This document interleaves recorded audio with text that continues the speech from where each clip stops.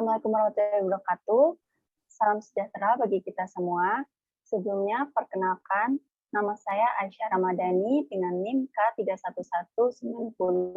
Di sini saya akan berperan sebagai konselor dan rekan saya, yaitu Aziza Amalia dengan NIM K3119020. Dia berperan sebagai konseling.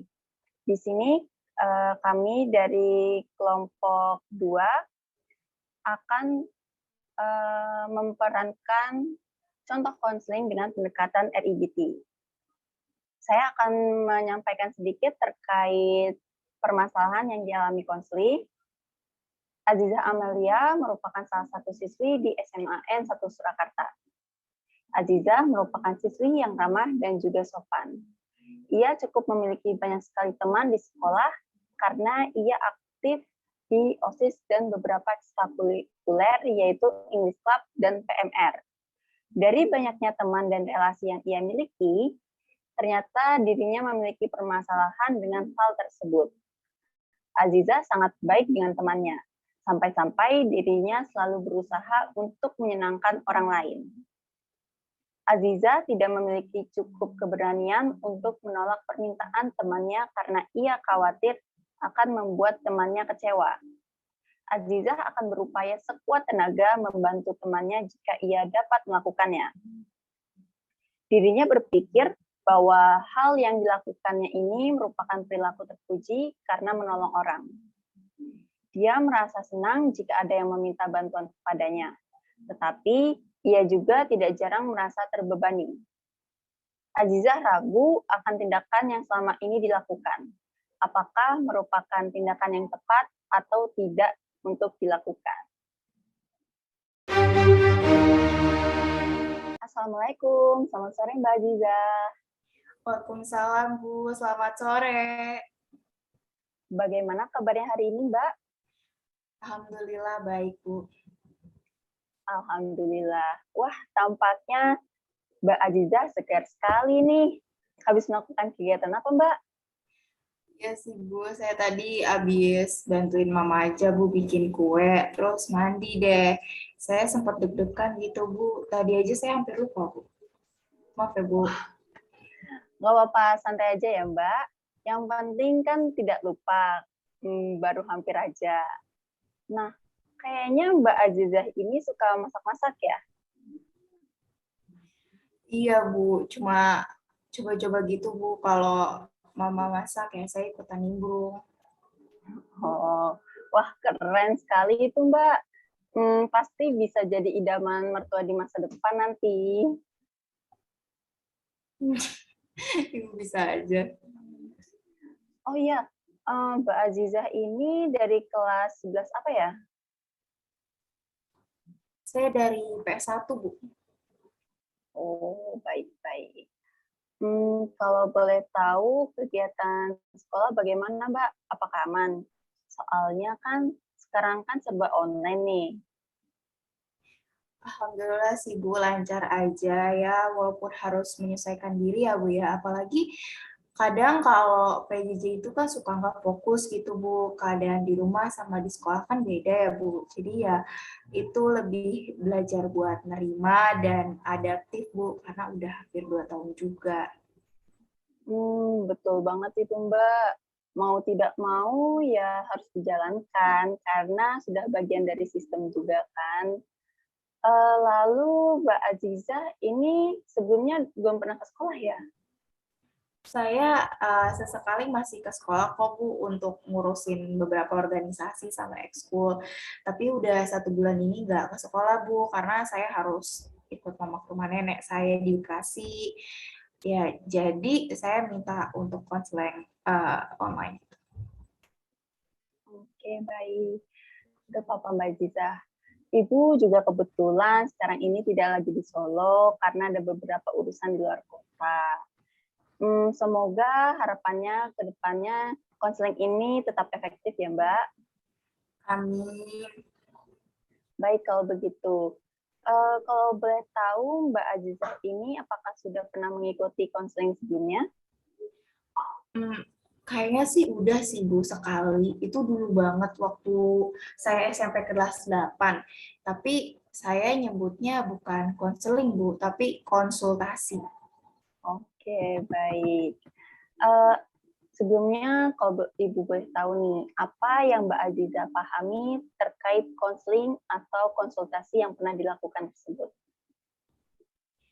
Kalau setahu saya ya Bu, dulu tuh konsultasi itu kalau murid ngerasa ada masalah sama dirinya, terus konsul tentang masalahnya ke guru BK biar masalah itu tuh bisa teratasi gitu Bu. Bagus sekali Mbak Aziza. Setidaknya sudah ada gambaran ya. Benar yang disampaikan Mbak Azizah tadi bahwa konseling ini merupakan proses bantuan yang diberikan konselor kepada konseling. Konselor di sini adalah ibu dan konselingnya sendiri adalah Mbak Azizah. Kita di sini bersama-sama berupaya untuk menyelesaikan permasalahan yang dialami Mbak Azizah nantinya. Tetapi dalam keputusan akhir tetap ada di tangan Mbak Aziza sendiri. Bagaimana? Apakah bisa dipahami? Iya Bu, bisa saya pahami. Baik. Untuk konseling ini ada beberapa asas yang harus dipatuhi. Salah satunya adalah asas kerahasiaan.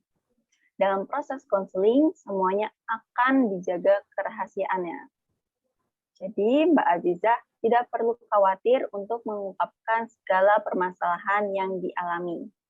Namun, apabila nanti permasalahan ini perlu untuk melibatkan pihak lain yang lebih ahli seperti psikiater dan lain sebagainya, Ibu akan tetap meminta persetujuan Mbak Aziza untuk hal itu. Selain itu, ada pula asas keterbukaan. Di sini Mbak Aziza harus terbuka kepada Ibu untuk menceritakan segala permasalahan terkait permasalahan yang dialami Mbak Aziza agar dapat membantu penyelesaian masalah yang dihadapi. Bagaimana Mbak? Apakah setuju dengan hal tersebut?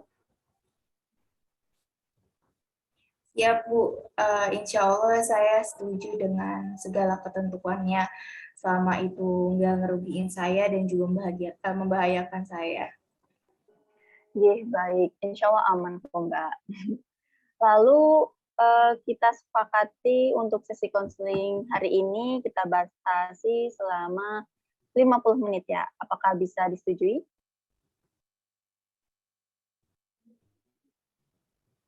Iya Bu, bisa. Tapi nanti misal ada hal yang perlu dituntasin lagi, saya boleh minta konseling tahap 2 ya Bu? Oh, tentu saja boleh dong, Mbak.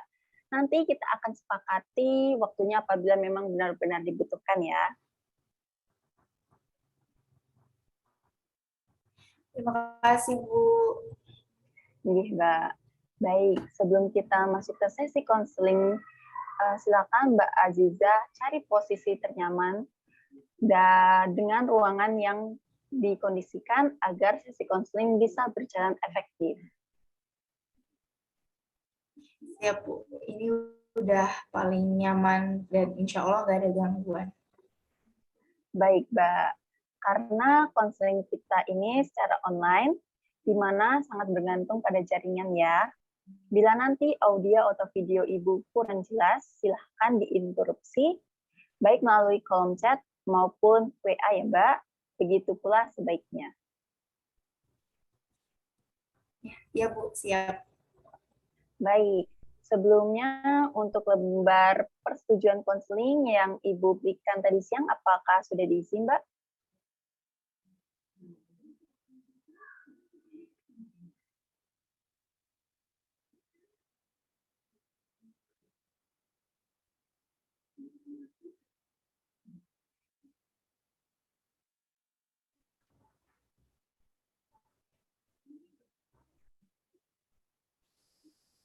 Baik, sepertinya sinyal Mbak Aziza putus-putus, tidak apa-apa. Apakah Mbak Aziza bisa mendengarkan suara Ibu? Halo? Iya Bu. Baru baru aja, Bu. Oke, kalau begitu Ibu ulangi ya. Sebelumnya Ibu sudah memberikan lembar persetujuan konseling tadi siang. Apakah sudah diisi oleh Mbak Aziza?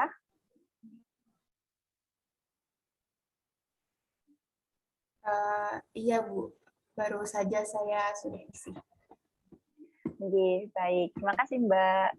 Jadi, minggu lalu Mbak Aziza sudah menceritakan sedikit tentang permasalahan yang sedang dialami Mbak Aziza saat ini. Yaitu Mbak Aziza sulit untuk melakukan penolakan terlebih ajakan teman-teman Mbak Aziza.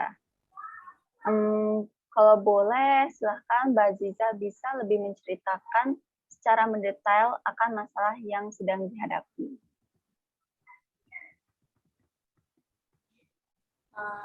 Ya itu, Bu, saya tuh senang kalau misalnya dimintain tolong sama teman.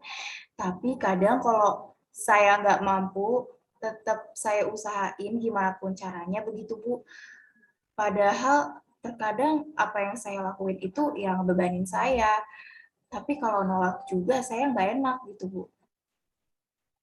Baik. Mengapa perasaan tidak enak tersebut muncul, Mbak? Ya soalnya kan teman sendiri ya, Bu ya. Saya nggak mau gitu, Bu, dicap sebagai orang yang egois, nggak mau bantu teman sendiri. Baik. Ibu paham terkait perasaan yang Mbak Aziza alami saat ini. Jadi Mbak Aziza ingin selalu bisa membantu teman, tetapi di sisi lain Mbak Aziza terkadang merasa terbebani. Begitu, Mbak?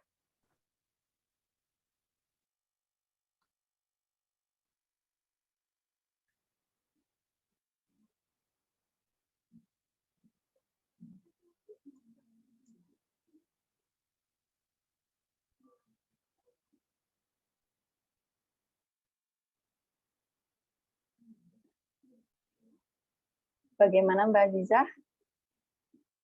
Apakah mendengar suara saya? Mohon maaf, Bu, lagi putus-putus lagi. Oke, tidak apa-apa. Kalau begini sudah lancar, Mbak? Udah lancar. Baik. Tadi Mbak Aziza menjelaskan sedikit terkait perasaan yang dialami Mbak Aziza. Di sini Ibu paham betul perasaan yang sedang dialami Mbak Aziza saat ini. Jadi Ibu klarifikasi sedikit, Mbak Aziza ingin selalu bisa membantu teman, tetapi di sisi lain Mbak Aziza terkadang merasa terbebani. Begitu, Mbak? Iya, Bu, betul banget. Baik, kiranya berapa lama perasaan tersebut muncul, Mbak? Saya ngerasain perasaan gak enak itu ya selama saya belum memenuhi permintaan teman saya, Bu. Kalau misalkan saya bisa bantu, kalau misalkan saya bisa bantu teman saya, ya saya akan merasa lega gitu. Walaupun terkadang ya saya capek sendiri gitu, Bu. Baik. Apakah bisa Mbak Aziza contohkan permintaan seperti apa yang Mbak Aziza tidak bisa menolaknya? Apa ya, Bu ya? Misalnya tuh kalau teman saya minta dia anterin ke suatu tempat, misal mau ketemu seseorang tapi dia tuh nggak berani sendiri, terus minta anterin saya. Nah, dia minta jemput karena nggak bisa naik motor kan, Bu. Padahal tuh jarak rumah saya sama dia tuh jauh banget, Bu. Di sisi lain, saya itu juga kan nggak selalu siap siaga gitu ya, Bu.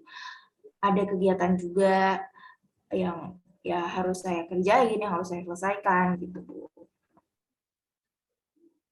Lantas, apakah Mbak Aziza tetap memenuhinya? Walaupun Mbak Aziza ada hal lain yang lebih penting daripada itu. Iya, gitu deh, Bu. Eh, saya tuh berat banget, Bu, kalau nolak. Apalagi teman saya kan sampai mohon gitu ya, Bu. Saya kan jadi kayak tambah gak enak gitu. Apakah Mbak Aziza pasti akan selalu membantu teman-teman Mbak Aziza jika ia meminta bantuan? Iya, Bu. saya akan selalu mengusahakan itu. Pernah sesekali menolak karena saya memang benar-benar tidak bisa gitu, Bu. Setelah itu saya berusaha minta maaf dan menebus kesalahan saya dengan membelikan teman saya makanan atau hal-hal lain yang bikin dia senang gitu, Bu, dan bisa maafin saya. Baik. Apa efek atau dampak yang timbul setelah Mbak Aziza menolak ajakan teman dari teman-teman Mbak itu? Sebenarnya kalau belajar dari pengalaman, teman saya itu kayak, oh ya udah kalau nggak bisa nggak apa-apa gitu, Bu. Tapi di dalam diri saya tuh selalu berpikir, dia tuh nanti marah nggak ya, nanti sikapnya berubah nggak ya ke saya, masih mau temenan lagi nggak ya gitu, Bu. Jadi sebelum pikiran negatif itu emang benar-benar terjadi, saya berusaha ngebaik-baikin teman saya gitu loh, Bu. Baik. Setelah Mbak Aziza melakukan hal tersebut, efek apa yang Mbak Aziza rasakan? Apakah menjadi lebih buruk atau sama saja? Kalau perasaan saya sih lebih tenang ya, Bu, dan harapannya bisa tetap memperbaiki hubungan saya dengan teman. Apakah dengan melakukan hal tersebut bisa dianggap menyelesaikan masalah dari hal yang Mbak Aziza alami? Apakah dengan melakukan hal tersebut bisa memunculkan perasaan yang lebih positif, Mbak? Ya sebenarnya tenang karena saya yakin kalau teman saya itu nggak bakal marah gitu, Bu, sama saya atas penolakan yang udah terjadi karena saya udah baik-baikin dia. Tapi jadinya saya tuh effort gitu, Bu. Ya capek harus mikirin gimana caranya biar dia nggak marah, overthinking, parno gitu-gitu, Bu. Baik, di sini akan Ibu coba rangkum ya Mbak, dari apa yang Mbak Aziza sampaikan tadi. Jadi Mbak Aziza ingin selalu bisa memenuhi permintaan teman.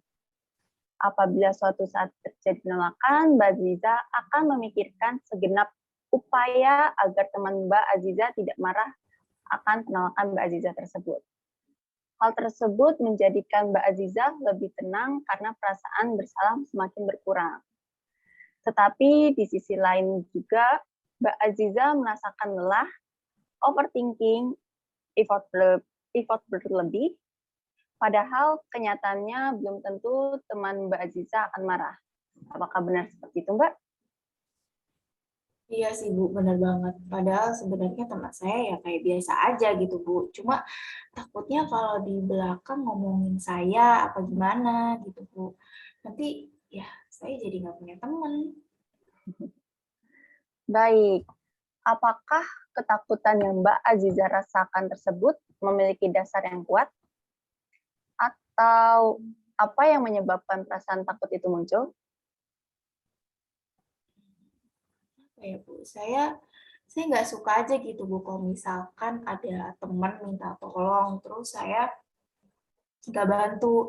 Saya juga nggak mau gitu loh, Bu, di posisi itu. Saya juga senang sebenarnya ngeliat teman saya terbantu, apalagi dengan tangan saya sendiri.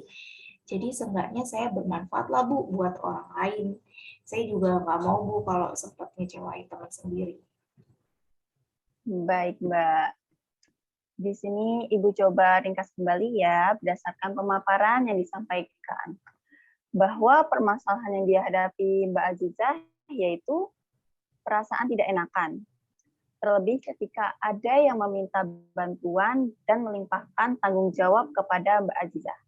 Karena Mbak Azizah sendiri ingin selalu membantu orang lain, menyenangkan orang lain, dan takut membuat mereka kecewa.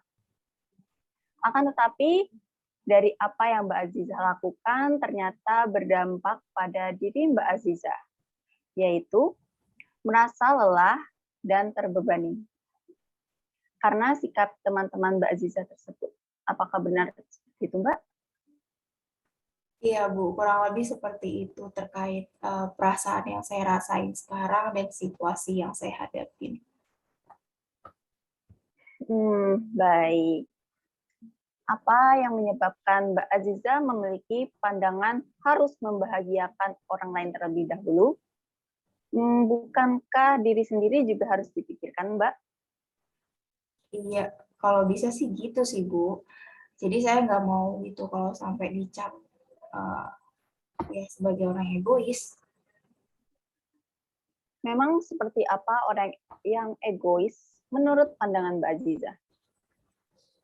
Ya orang egois itu ya Bu, misalkan kalau ada yang orang minta bantuan dia tuh lebih mentingin dirinya sendiri, kebahagiaannya sendiri dibandingkan dengan orang lain. Baik, Mbak. Lantas, jika kita menolak permintaan orang lain karena ada kepentingan sendiri yang lebih mendesak, apakah itu juga dikatakan dengan egois, Mbak? Sepertinya sih gitu Bu. Kan kita makhluk sosial ya Bu, kalau ada yang minta tolong ya seharusnya dibantu, namanya juga sesama manusia, apalagi teman sendiri. Mengapa Mbak Aziza menganggap jika menolak atau menentang permintaan orang lain termasuk kategori egois? Bukankah itu hal yang wajar jika memang di luar batas kemampuan kita? Gimana ya Bu? Ya benar sih kalau manusia itu nggak sempurna, nggak bisa selalu menuhin ekspektasi orang lain. Nah, Mbak Aziza sudah mampu untuk memahami hal tersebut. Ketika Mbak Aziza mengatakan timbul perasaan takut, cemas, khawatir teman Mbak Aziza akan marah dengan sikap menolak Mbak Aziza tersebut, apakah hal tersebut benar terjadi apa hanya ada di dalam kepala Mbak Aziza saja?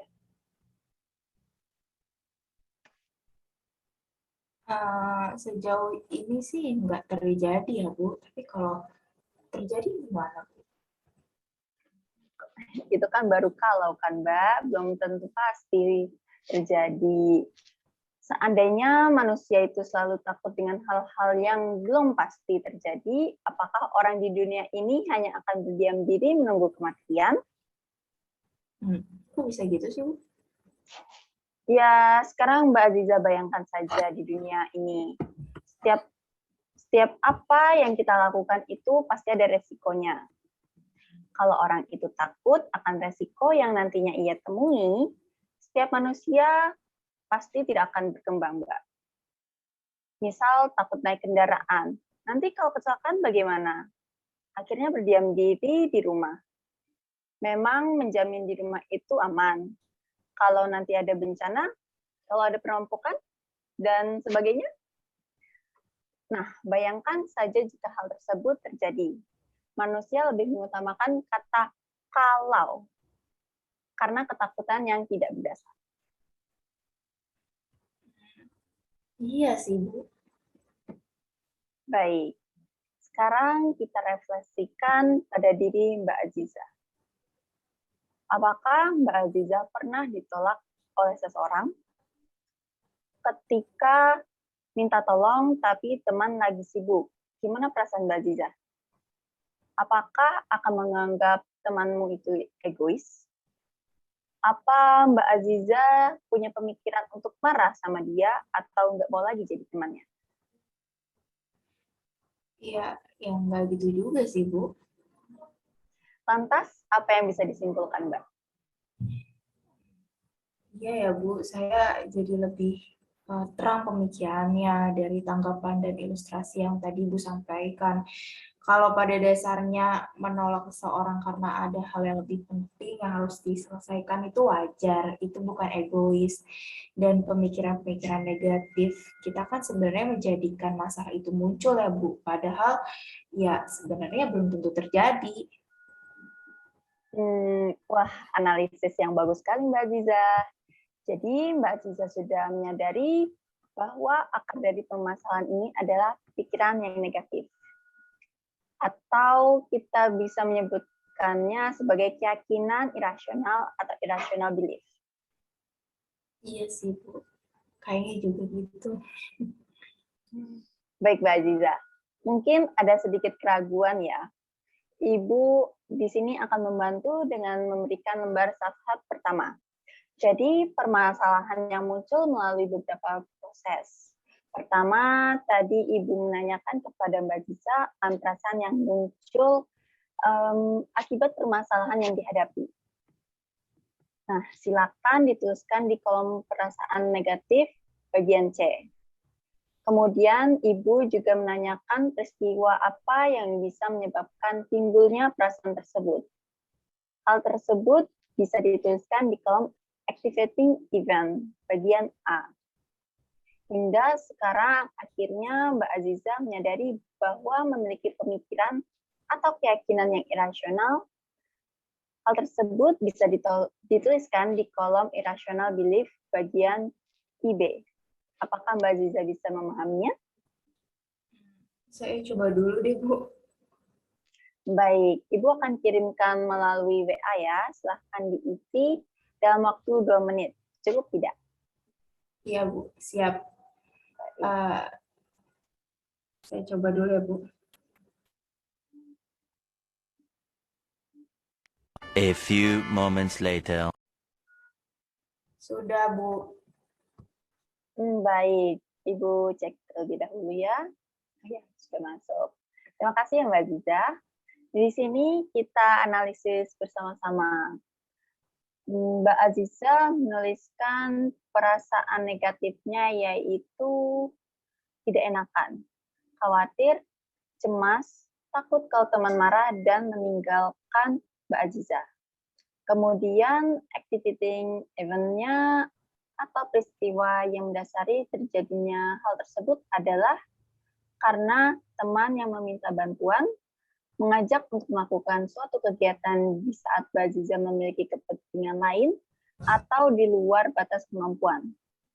Kemudian, untuk irrational belief-nya di sini Mbak Aziza menuliskan kalau ada orang minta bantuan harus ditolong agar tidak dicap egois. Membantu orang lain harus dilakukan bagaimanapun caranya karena sama makhluk sosial yang saling membutuhkan.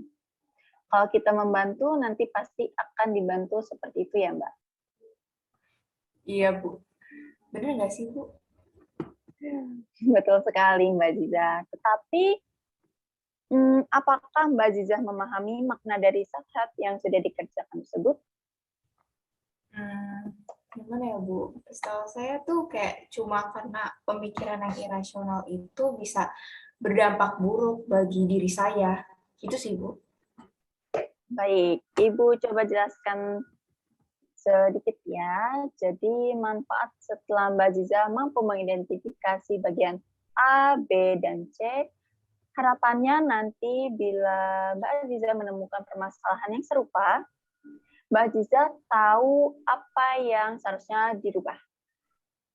Jika saja dengan bagian A yang serupa, kemudian Mbak Aziza menerapkan keyakinan yang irasional, misal, wajar saja, aku nggak bisa memenuhi ekspektasi orang, kan aku juga punya kekurangan. Nah, maka tentunya perasaan Mbak Aziza akan mengikuti dari keyakinan atau pemikiran yang diterapkan. Iya ya, Bu ya. Saya jadi lebih terbuka gitu pikirannya.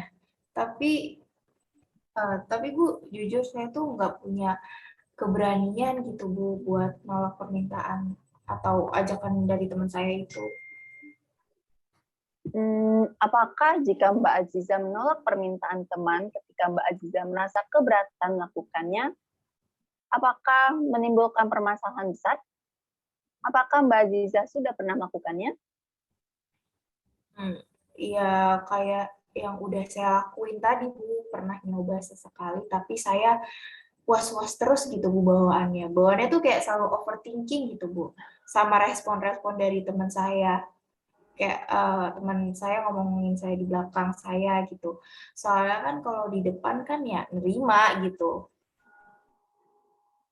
Sampai kapan Mbak Ziza akan terus-menerus memikirkan hal-hal di luar kendali Mbak Ziza?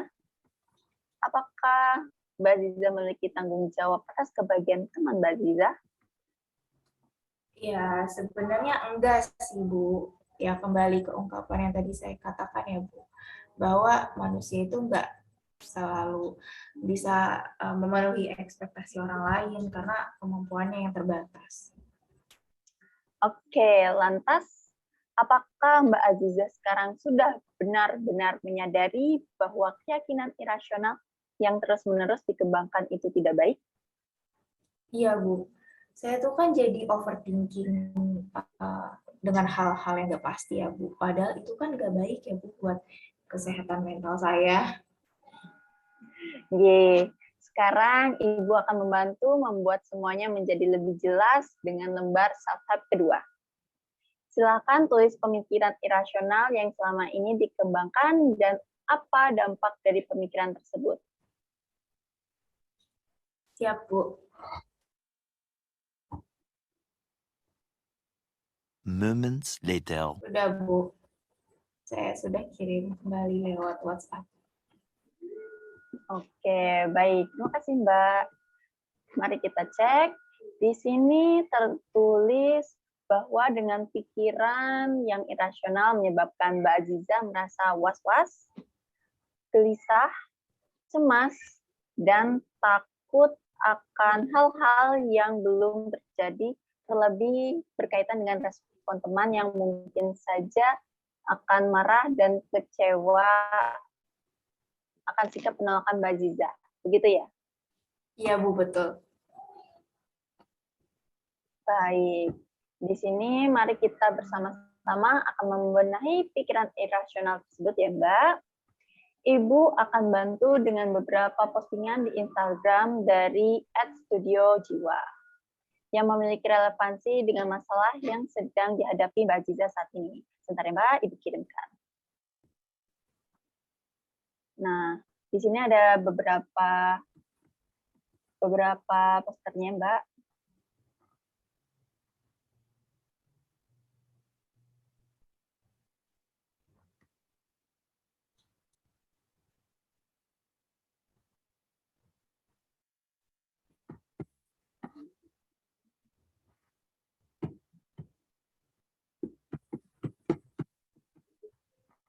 Wah, bagus banget, Bu. Dan lumayan menampar saya.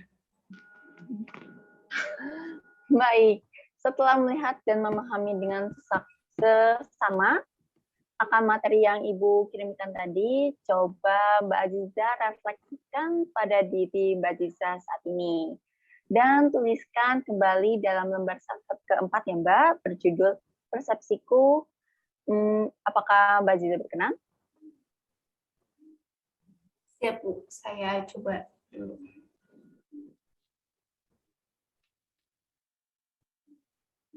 Sudah, Bu. Baik. Jadi di sini Mbak Aziza sudah menuliskan pemikiran-pemikiran rasional memang sebaiknya dikembangkan dalam diri untuk meminimalisir permasalahan karena pada dasarnya semua masalah berasal dari cara kita berpikir ya Mbak. Mbak Aziza sudah sangat bagus dapat mengubah pikiran-pikiran yang irasional menjadi lebih rasional. Mbak Aziza menyebutkan pemikiran irasional yang diawali kata harus membantu, harus bermanfaat bagi orang lain, ternyata tuntutan itu justru malah membebani diri sendiri. Apakah betul seperti itu, Mbak? Iya, Bu, benar banget. Baik, Mbak. Tidak terasa sudah lumayan jauh kita membahas permasalahan yang dialami Mbak Aziza saat ini. Sebelum Ibu lanjutkan, Ibu ingin mengecek kembali apakah Mbak Aziza sudah benar-benar memahami terkait keyakinan irasional dan keyakinan rasional, Mbak? Iya, Bu. Saya jadi lebih paham dan bisa bedain gitu, Bu. Apalagi setelah isi self-help yang barusan. Baik. Tadi kita sudah membahas terkait perasaan-perasaan negatif yang Mbak Aziza rasakan dan ditimbulkan dari keyakinan yang irasional ya Mbak. Lalu apakah Mbak Aziza bisa mengingat kembali perasaan negatif yang saat itu muncul dan terus-menerus memenuhi diri Mbak Aziza? Apakah Mbak Aziza pernah merasa jengkel atau frustasi mungkin? Ya, Bu. Saat itu saya ngerasa capek banget, jengkel, mau marah, tapi gimana lagi, kasihan juga kan kalau nggak dibantu, tapi kalau ditolongin terus kok jadi kesannya saya dimanfaatin. Baik, tentunya ada perbedaan perasaan yang dulu dialami dengan yang sekarang ya Mbak Aziza setelah memahami betul penyebab timbulnya masalah.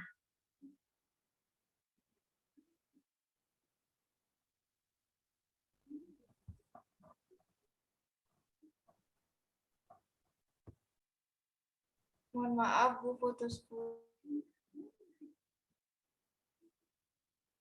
Oke, tidak apa-apa. Baik Mbak Aziza, apakah bisa mendengarkan suara Ibu?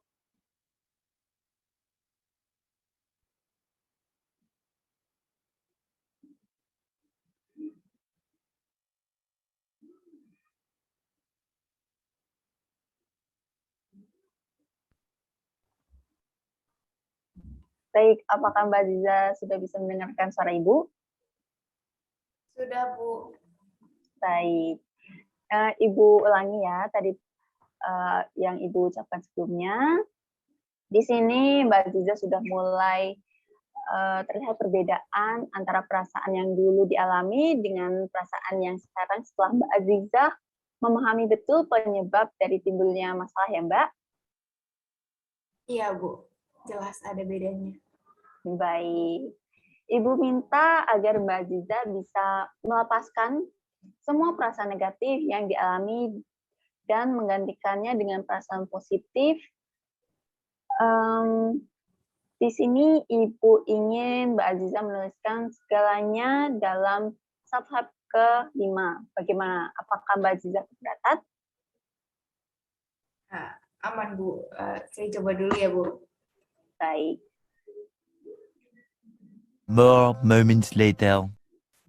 Sudah, Ibu. Oke. Baik, di sini Ibu betul-betul paham berada di mohon maaf. Di sini Ibu betul-betul paham berada di kondisi demikian. Mau berontak tapi dihalangi pemikiran dalam diri, tapi Mbak Aziza sudah sangat bagus dan mampu mengungkapkannya dengan terbuka. Hingga akhirnya sekarang Mbak Aziza merasakan kelegaan ya Mbak. Jadi apa yang bisa Mbak Aziza pahami dari kegiatan ini? Saya jadi ngerasa kayak, wah, ternyata aku kok gini banget ya dalam menghadapi masalah. Saya juga jadi lebih lega gitu, Bu. Unek-unek dalam diri saya tuh udah mulai terlepaskan gitu. Baik Mbak. Jadi teknik yang kita pakai itu adalah teknik expressing writing. Mungkin suatu saat dapat dicoba untuk sebagai katarsis mengungkapkan perasaan yang tidak bisa disampaikan dengan kata-kata sehingga nantinya dengan tulisan tersebut bisa membantu Mbak Aziza. Dari kita untuk kita begitu Mbak. Wah, itu mah good idea banget itu. Baik, kita sudah berupaya menggali perasaan negatif Mbak Aziza ya di sebelumnya. Sekarang setelah melakukan katarsis, emosi positif apa yang Mbak Aziza rasakan? Silakan kemukakan di dalam lembar subhab ke-6 ya Mbak. Siap, Bu. Saya coba kerjain dulu. Much later. Sudah saya kirim ya, Bu. Wah, baik. Wah, good banget nih Mbak Aziza. Mbak Aziza sudah mampu mengidentifikasi emosi negatif dan emosi positif yang berkembang dalam diri. Apakah saat ini lebih dominan oleh emosi yang positif atau justru kebalikannya, Mbak? Tentunya udah lebih positif dong, Bu. Alhamdulillah kalau begitu. Selanjutnya kita sudah berupaya untuk mengubah pemikiran Mbak Aziza dari yang irasional menjadi rasional. Serta emosi yang negatif menjadi positif. Akan tetapi, hal tersebut tidaklah cukup, Mbak. karena penting untuk mengubah perilaku Mbak Aziza juga. Iya ya Bu ya. Oke, sebelumnya apakah Mbak Aziza memahami terkait perilaku yang asertif dan perilaku tidak asertif? Apaan itu Bu? Baik, jika Mbak Aziza belum tahu, di sini Ibu akan menjelaskan sedikit apa itu perilaku asertif dan perilaku tidak asertif. Individu dapat dikatakan memiliki perilaku asertif apabila mampu mengekspresikan dirinya secara terbuka tanpa menyakiti atau melanggar hak orang lain. Sebaliknya, individu yang kurang asertif adalah mereka yang memiliki ciri terlalu mudah mengalah atau lemah, mudah tersinggung, cemas, kurang yakin pada diri sendiri, sukar berkomunikasi dengan orang lain, dan tidak bebas mengemukakan masalah dalam dirinya. Apakah bisa dipahami, Mbak? Wah, saya banget itu Bu yang nggak asertif, tidak asertif. Oke, baik kalau begitu Mbak Aziza. Silakan Mbak Aziza identifikasi perilaku asertif dan perilaku kurang asertif yang Mbak alami selama ini. Khususnya terkait masalah yang sedang dialami Mbak Aziza ya. Perilaku yang kurang asertif tentunya akan menjadi sasaran untuk pengembangan tingkah laku yang lebih positif. Mbak Aziza dapat menuliskannya di lembar safhab ke-7. Baik Bu. Saya coba kerjain. Much later. Udah Bu. Oke. Baik, di sini Mbak Aziza menuliskan perilaku yang kurang asertif, yaitu tidak tegas, yang dibuktikan dengan sulit menolak ajakan atau permintaan orang, cemas akan hal-hal di luar kendali, dan sulit mengungkapkan permasalahannya ya. Iya Bu, begitulah. Baik Mbak Aziza, sekarang kita akan mencoba untuk bermain peran agar Mbak Aziza dapat lebih berperilaku asertif. Apakah Mbak Aziza setuju? Itu gimana caranya ya Bu? Di sini Ibu jelaskan bahwa dalam bermain peran terdapat beberapa scene ya Mbak Aziza. Pertama, dalam scene 1 ini, coba Mbak Aziza rasakan berada di sebuah situasi memiliki tugas kelompok dengan teman-teman yang hampir semua sibuk di kegiatan organisasi dan ekstrakurikuler. Apakah bisa, Mbak? Bisa Bu. Baik, masuk ke scene 2. Mbak Aziza dicurhati oleh teman-teman sekelompoknya bahwa mereka sangat sibuk dengan kegiatan masing-masing. Mbak Aziza, aku capek banget nih habis ngurusin lomba nasional, mana ada tugas kelompok. Kayaknya aku nggak sempet deh. Tapi kan tugas ini harus dikerjain. Semangat dong. Duh, ribet banget lagi tugasnya. Kamu lagi longgar kan, Zah? Ya juga sih, aku juga ada beberapa kegiatan PMR. Tapi kan yang namanya tugas sekolah ya harus jadi prioritas kita. Udahlah, pikir ntar aja. Oke, masuk ke scene 3. Di sini Mbak Aziza berada di situasi harus mengerjakan tugas kelompok, tapi teman-temannya sulit untuk diajak kerjasama. Ini kita mau ngerjain kapan? Wah, kayak aku nggak sempet deh kalau minggu ini.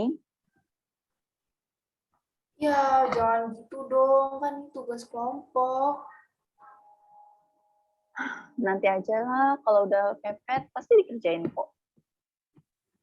Kalau gitu, sekarang kita bagi tugas-tugas aja ya. Nanti kalau udah mendekati hari deadline, kita bahas bareng-bareng untuk saling melengkapi. Baik, masuk ke scene 4. Mbak Aziza dimintai tolong oleh salah satu teman baiknya yang kebetulan satu kelompok untuk membantu menyelesaikan bagian tugas temannya karena ia sedang sibuk dengan proyek organisasinya. Di sini Ibu akan memerankan teman baik Mbak Aziza. Aziza, kamu kan pintar nih. Pasti bisa dong ngerjain bagian tugasku. Aku benar-benar gak sempat nih, sumpah.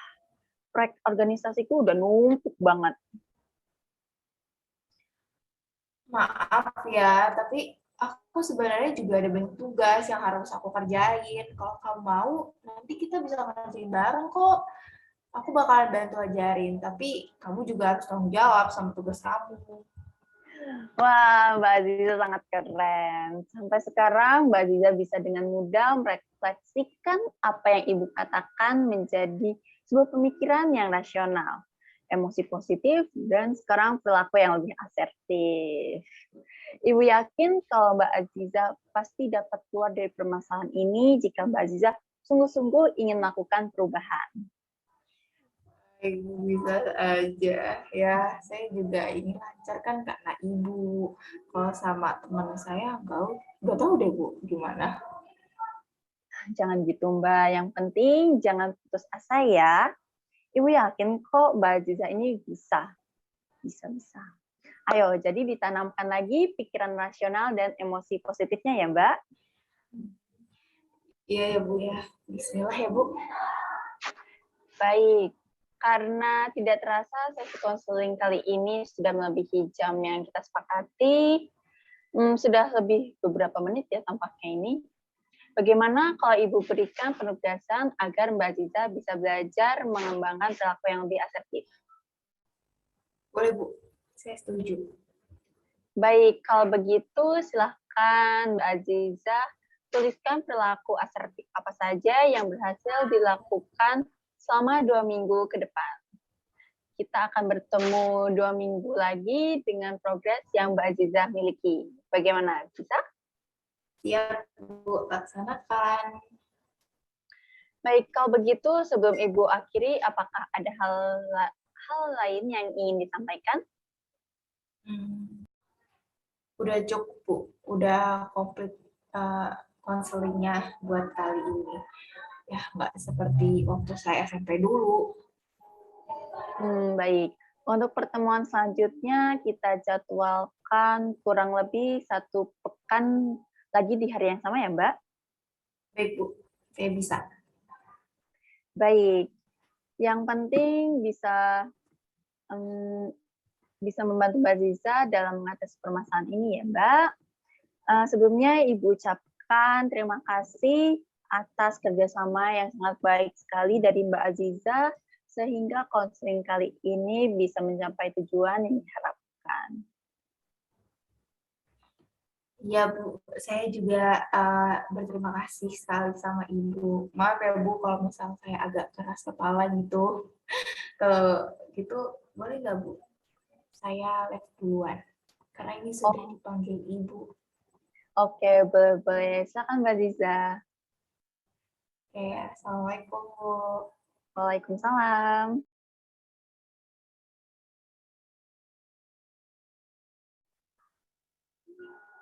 Assalamualaikum Mbak Aziza, selamat pagi. Waalaikumsalam, pagi Bu. Wah, sepertinya raut wajah yang berseri ya.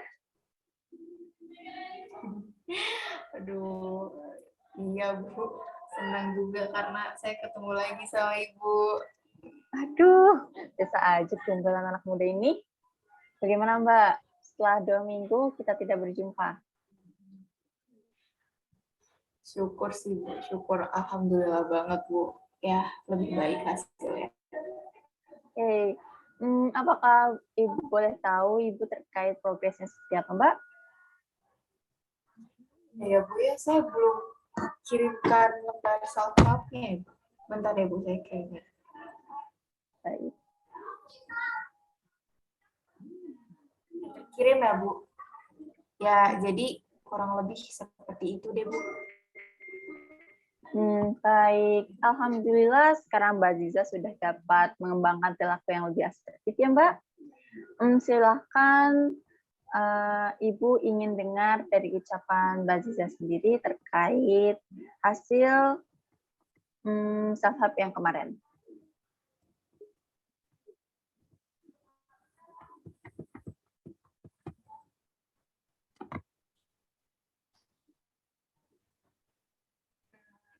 Iya, Bu. Sekarang saya sudah lebih mampu menentukan prioritas mana yang harus saya lakukan antara kepentingan orang lain atau pribadi.